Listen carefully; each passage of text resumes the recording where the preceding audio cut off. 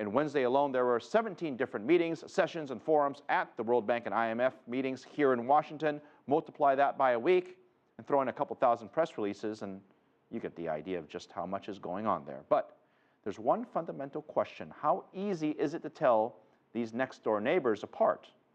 Our business correspondent, Owen Fairclough, puts it to the test. They're very different, but also very close together. And this is how close. The World Bank is right here.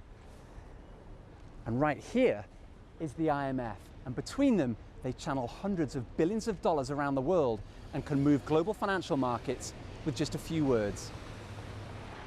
Essentially, the IMF keeps the global financial system running. The World Bank is more concerned with helping develop poorer countries.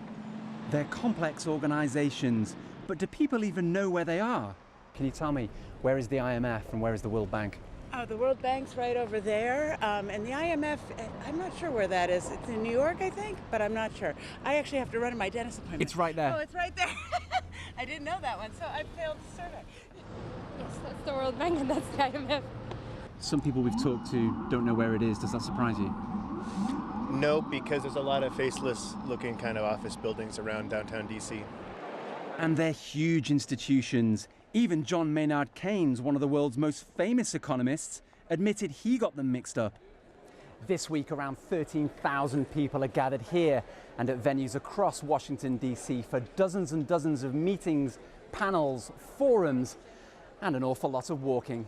So, does all that footwork make it just a little bit tiring? I see that sometimes, yeah. But it's worth it.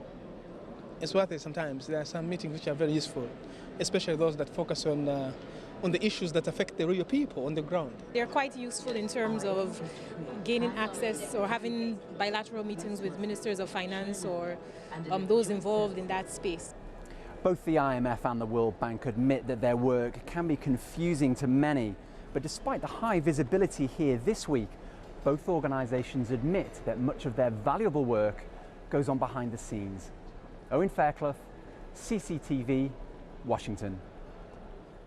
We can always count on Owen for some pretty cool stuff. Thanks. Continues online. Check out the website, cctv-america.com. Click on Biz Asia America. Then click on the IMF World Bank page.